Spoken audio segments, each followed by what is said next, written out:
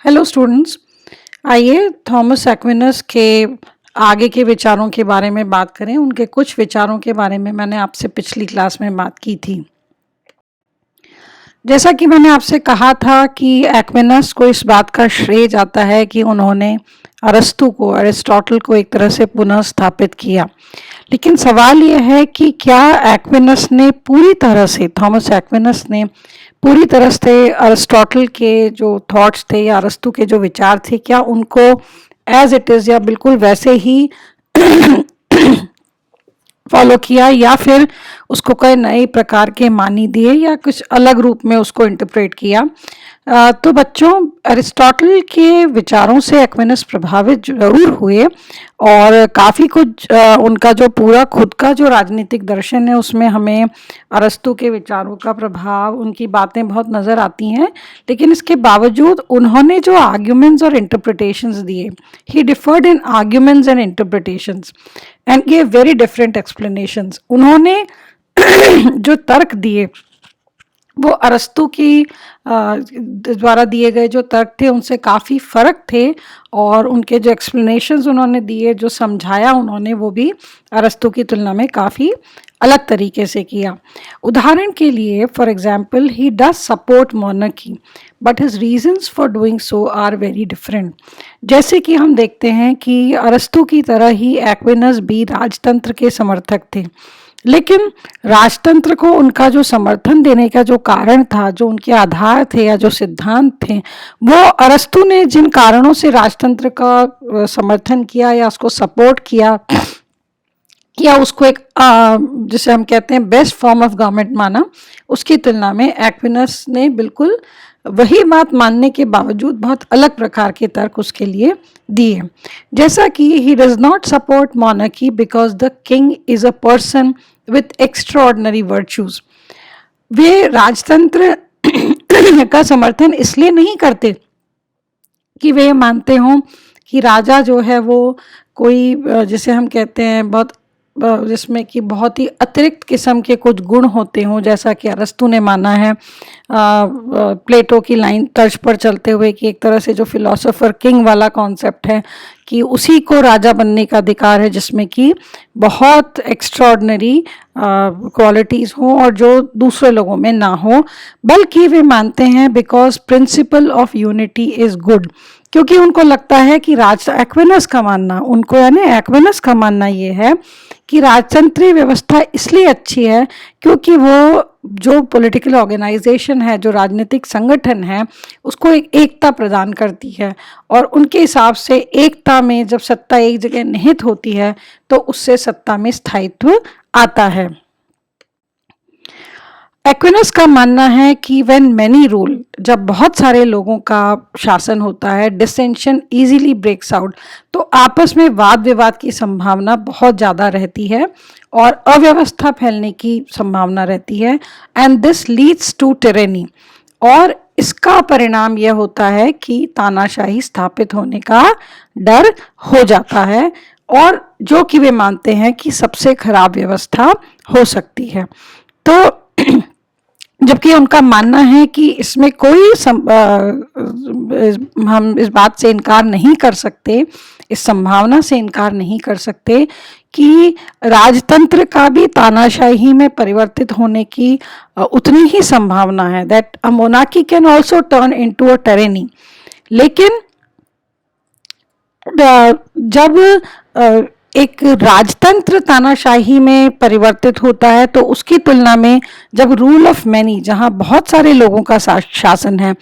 वो जब तानाशाह होता है उससे बहुत ज़्यादा स्थितियाँ खराब होती हैं। उनका मानना है कि when a regime of many turns corrupt it takes away peace. जब एक ऐसी व्यवस्था तानाशाही में बदलती है जिसमें कि बहुत सारे लोग शासन कर रहे होते हैं तो वो पूरी तरह शांति को भंग कर देती है। संभावना इस बात की राजतंत्र में भी है, लेकिन ऐसे में राजतंत्र जब तानाशाही में पलटता है तो वह तुलनात्मक रूप से कम नुकसानदेह होता है। लेकिन अब यहीं एक और महत्वपूर्ण बात जो एक्विनस कहते हैं, वे जो जनता है, जो कम्युनिटी के लोग हैं, उनको इस बात का अधिकार देते हैं कि वे लोग यदि कोई एक तानाशाह राजा है तो उसके खिलाफ विद्रोह कर सकें, क्योंकि उनका मानना यह है कि यदि समुदाय की ये नैतिक जिम्मेदारी है कि वो अपने आप के लिए एक राजा चुने, तो उसकी यह भी जिम्मेदारी है कि वह एक जो करप्ट राजा है, एक जो भ्रष्ट राजा है या जो तानाशाह राजा है, उसको वो हटा सके अपने पद से या उसको नियंत्रित कर सके। क्योंकि देखिए, फिर वही बात आ जाती है कि राजतंत्र का समर्थक होने के बावजूद एक्विनस ये मानते हैं कि मॉनर्क्स शुड रूल जस्टली। उनका जो शासन है वह न्याय पर आधारित होना चाहिए, फॉर द कॉमन गुड, यानी कि सबके हित में, बहुजन जो सारे लोग हैं उन सबको, जो कॉमन गुड है, उनका जो सामान्य हित है, जो सबके लिए अच्छा है, ऐसे ही काम राजा को करने चाहिए। And he must not aim for personal wealth और पावर, और उसे कभी भी केवल व्यक्तिगत संपत्ति या व्यक्तिगत शक्ति के लिए काम नहीं करना चाहिए। और वह कहते हैं कि he should not amass personal wealth, बल्कि he should aim for heavenly blessedness. उसे तो जो दिव्य उसके ऊपर एक, जिसे कह रहे हैं मतलब ब्लेसेडनेस है, या जो एक तरह का दिव्य आशीर्वाद जो है, उसे, उसके लिए तो ये कोशिश अपने राज्य में होनी चाहिए कि वो ऐसा काम करे कि उसे दिव्य शक्तियों का भी की तरफ से आशीर्वाद प्राप्त हो सके। ये जो डिवाइन कॉन्सेप्ट की बात हम एक्विनस की थॉट में देखते हैं, उसका बड़ा कारण ये है कि वे थियोलॉजी के और क्रिश्चियन थियोलॉजी के स्टूडेंट रहे हैं, और बेसिकली तो अल्टीमेटली उनके लिए जो डिवाइन जो एलिमेंट है, जो दिव्य तत्व है, वे कहीं ना कहीं बहुत ज़्यादा महत्वपूर्ण हो जाता है। लेकिन खास बात एक्विनस की ये है कि डिवाइन एलिमेंट को मानने के बावजूद, उसको महत्व मानने के बावजूद, उन्होंने कहा कि रीज़न, तर्क जो है वो बहुत महत्वपूर्ण है, और डिविनिटी या जो दिव्य तत्व है उसको भी किस रूप में परिभाषित किया जाना चाहिए, रीजन या तर्क के रूप में। अब बच्चों, जो सबसे महत्वपूर्ण योगदान एक्विनस, थॉमस एक्विनस का माना जाता है, वह है उनका कानून का सिद्धांत या थ्योरी ऑफ लॉ। सबसे पहले एक्विनस शुरुआत करते हैं कि वे लॉ की या कानून की उनकी जो अवधारणा है उसको परिभाषित करें। तो हम देखें, इसमें कोई शक नहीं कि कानून की आवश्यकता क्यों है। पहला जो सवाल है, कानून की आवश्यकता इसलिए है जिससे कि a good monarch maintains justice in his kingdom by ruling through laws. तो देखिए,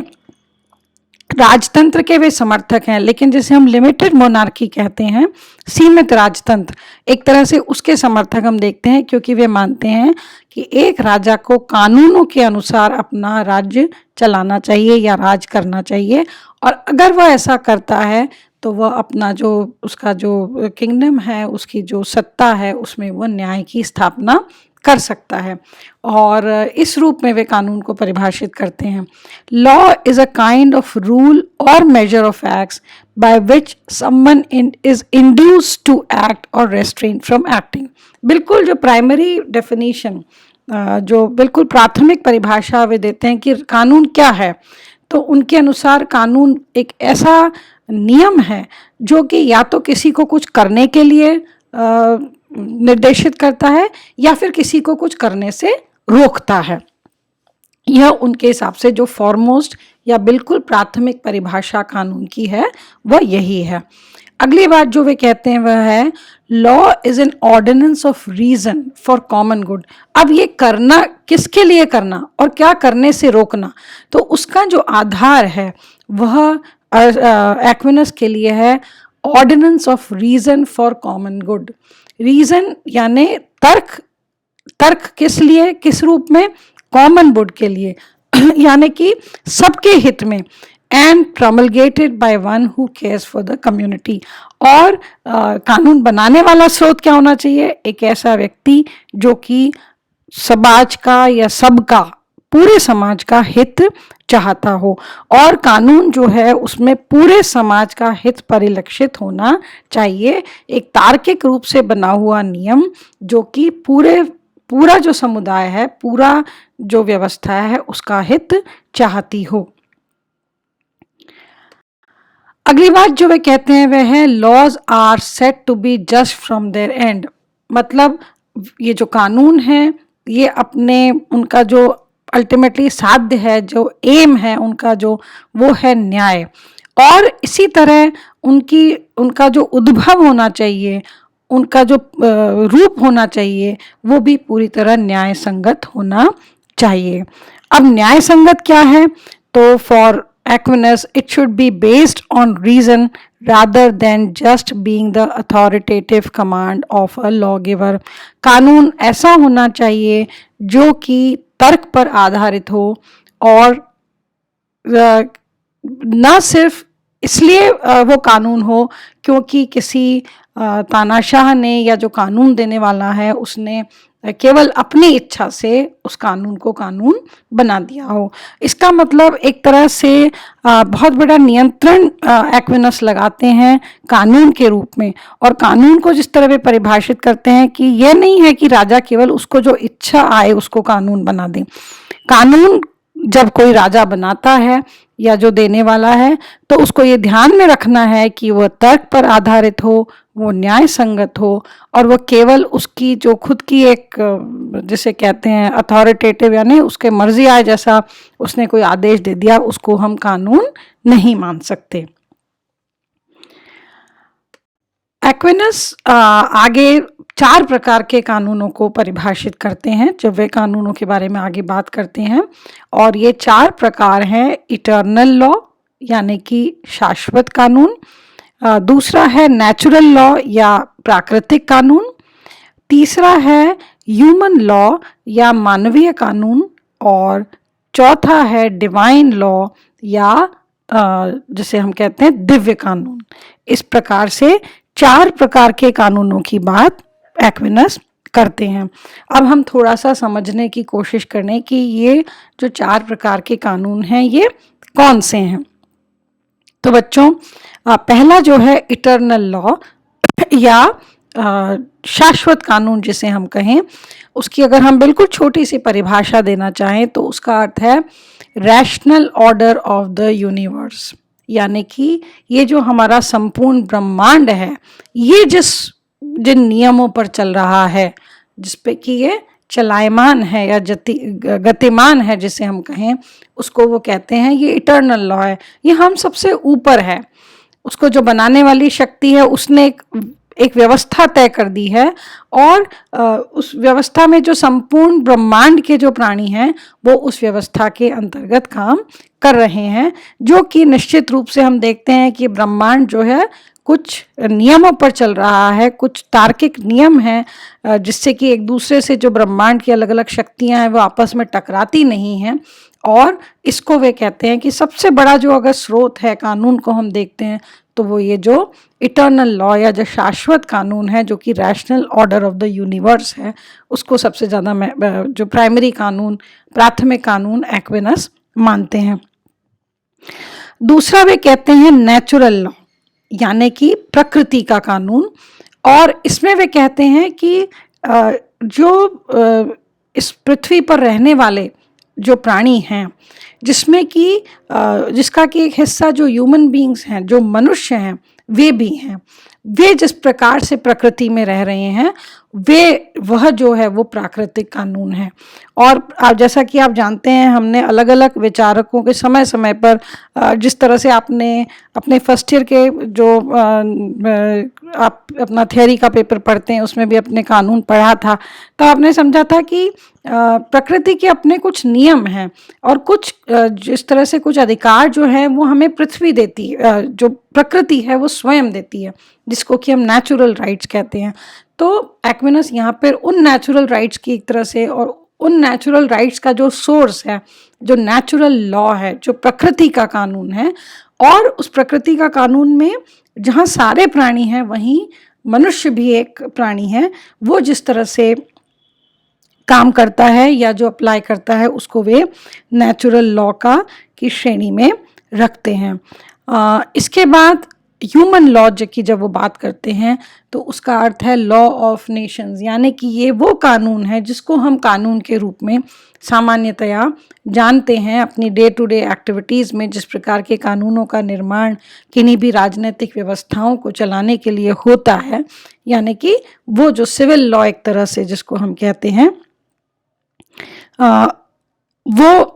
उस कानून की बात एक्विनस ह्यूमन लॉ के तहत करते हैं। और इसके बाद जो डिवाइन लॉ है, जो फाइनल जो हाईएस्ट लॉ है जिसको कि एक्विनस कहते हैं, वो है डिवाइन लॉ या दिव्य कानून, जिसको वो कहते हैं गवर्न्स आवर कॉन्शियंस, जो हमारी अंतरात्मा को जो तय करने वाला या उसको जो गवर्न करने वाला कानून है। क्योंकि चाहे हम सामान्य रूप में अपने दैनिक दिनचर्या में या अपनी एक्टिविटीज़ में किस भी रूप में काम करें, लेकिन देखिए वही बात है कि एक्विनस का कहीं ना कहीं मानना था कि हर व्यक्ति, हर मनुष्य में कहीं ना कहीं तर्क है, क्योंकि उनका मानना था कि हर मनुष्य जो है वो ईश्वर की रचना है और सब बराबर हैं। और जब सब बराबर हैं तो निश्चित रूप से हर व्यक्ति में वह एक तर्क शक्ति मौजूद है। वह तर्क शक्ति जो कि आपकी अंतरात्मा को गवर्न करती है, उसको संचालित करती है।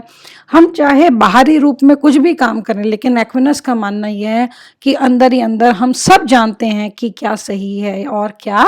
गलत।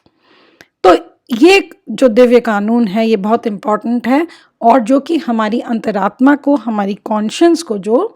तय करता है, जो हमें सही और गलत की में फ़र्क करना समझाता है। अब जब इन चारों कानूनों में आपसी सामंजस्य की बात जब एक्विनस करते हैं तो वे कहते हैं कि जो ह्यूमन लॉ है, खास तौर पर क्योंकि उस ह्यूमन लॉ को कौन बनाता है, उसको बनाने वाला मनुष्य ही है, तो वे कहते हैं कि it should conform to natural law,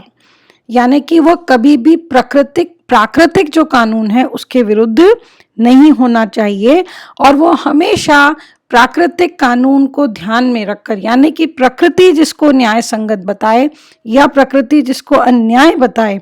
उसको हमें ध्यान में रखकर ही इस कानून को बनाना चाहिए। और रही बात है कि हम कैसे तय करेंगे कि प्राकृतिक कानून क्या है,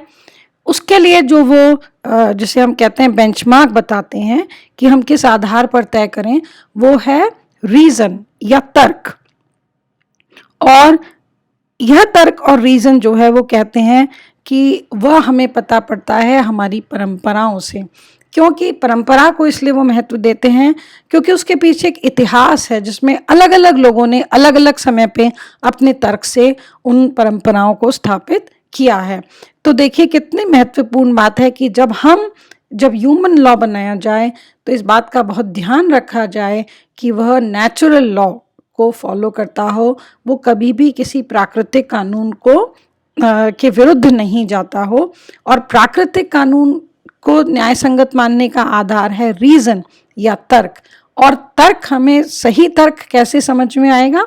तार्किक बात वह होगी जो कि परंपरा को कंफर्म करेगी, जो सदियों से चीज़ें चली आ रही हैं। क्योंकि एक्विनस का मानना ये था कि उसमें बहुत सारे लोगों की बुद्धि या बहुत सारे लोगों का दिमाग या बहुत सारे लोगों की जो अंतरात्मा है उसका कंट्रीब्यूशन है। तो ये आधार हम मान सकते हैं। जब हम एक्विनस को पढ़ते हैं तो हमें समझ में आता है कि ये जो सारे कानून हैं ये बेसिकली यदि फॉलो होते हैं या उनको जिसे हम कहें एक